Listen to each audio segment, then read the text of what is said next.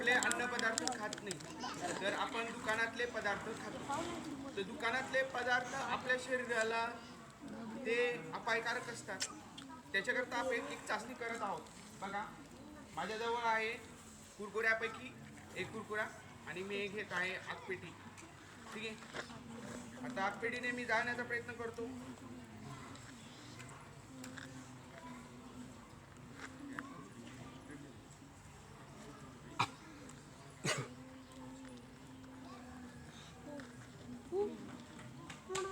बघा बाळांनो, जळत आहे की नाही? हे बघा, एक कुरकुरा आहे आणि हे तुम्हाला जळताना दिसतं आहे. याच्यात अत्यंत प्रमाणात काय असतं? ऑइल असतं, घातक ऑइल असतं, घातक तेल असतं. त्याच्यामुळे काय हा कुरकुरा जळतो आणि शरीराला आपल्याला अपायकारक आहे.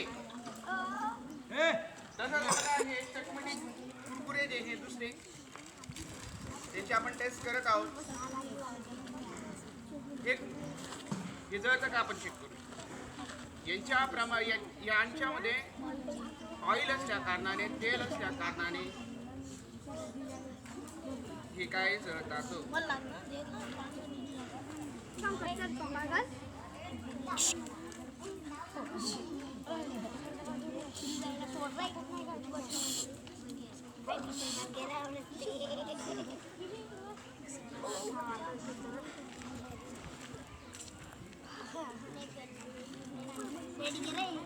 बघा बाळांनो, वेळ घेतलाय की नाही याने?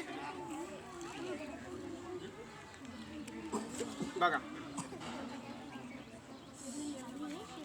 तर हे अन्नपदार्थ आपल्या शरीराला विघातक आहेत. हे आपण खाऊ नये.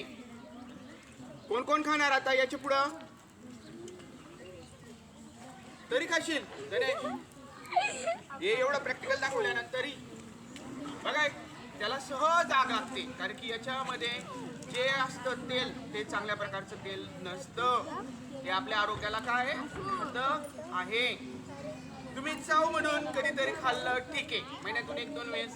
पण जे व्यक्ती, जे विद्यार्थी दररोज खात असतील, ते निश्चितच काय आजारी पडणार आहेत. हे दुकानातील बाहेरील पदार्थ तुम्ही खायचे नाहीत. त्याच्याऐवजी काय घेऊ शकता तुम्ही? शेंगदाणा चिक्की खाल्ली कधी म्हणजे, ठीक आहे.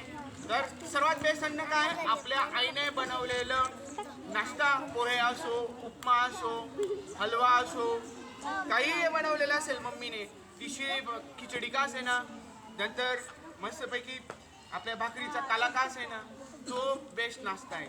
तर यांच्यावर अवलंबून तुम्ही राहत नका जाऊ. हे तुमच्या शरीराला अत्यंत घातक आहे. दररोज खायचं नाही. बाहेरील अन्नपदार्थांमुळे खाल्ल्यामुळे आपण काय होतो? आपण आजारी पडतो. कळलं?